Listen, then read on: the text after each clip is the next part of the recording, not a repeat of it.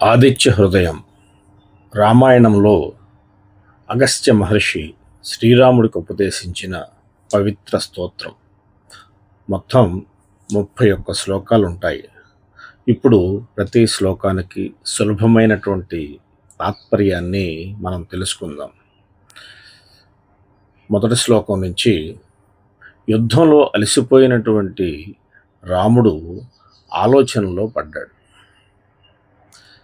మనిషి జీవితంలో కూడా ఇలాంటి నిరాశా క్షణాలు వస్తాయి అని మనకి తెలుస్తుంది. రెండవ శ్లోకంలో, దేవతలు యుద్ధాన్ని చూడటానికి చేరారు. మన కర్మలను దైవం గమనిస్తూ ఉంటుందనేందుకు ఇది ఒక సూచన.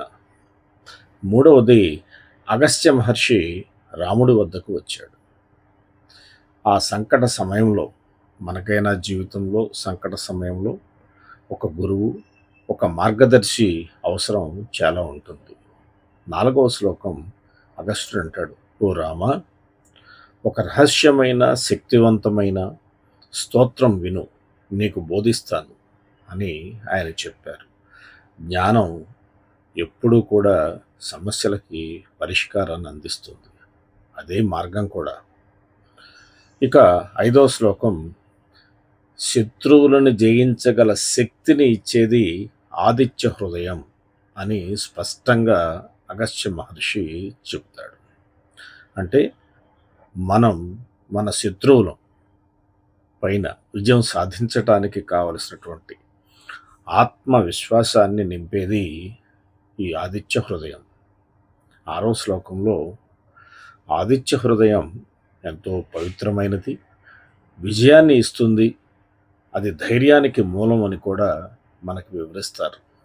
7వ శ్లోకంలో, ఇది పాపాలను తొలగిస్తుంది, ఆయుష్ను పెంచుతుంది, శాంతిని ఆరోగ్యాన్ని ఇస్తుందని స్పష్టంగా తెలియజేస్తారు.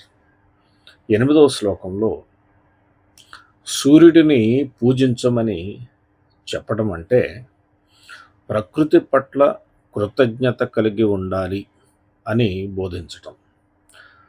ఇక 9వ శ్లోకంలో, సూర్యుడు దేవతల యొక్క రూపాన్ని చెబుతూ, వీరందరిలోనూ ఒకే శక్తి ఉన్నది, అది గమనించండి అని స్పష్టంగా మనకు తెలియజేస్తారు. 10వ శ్లోకంలో, సూర్యుడు ఈ ప్రపంచాన్ని కాపాడుతున్నాడు, ఆయనే ప్రాణశక్తికి మూలం అని మనకి స్పష్టంగా తెలియజేస్తున్నారు.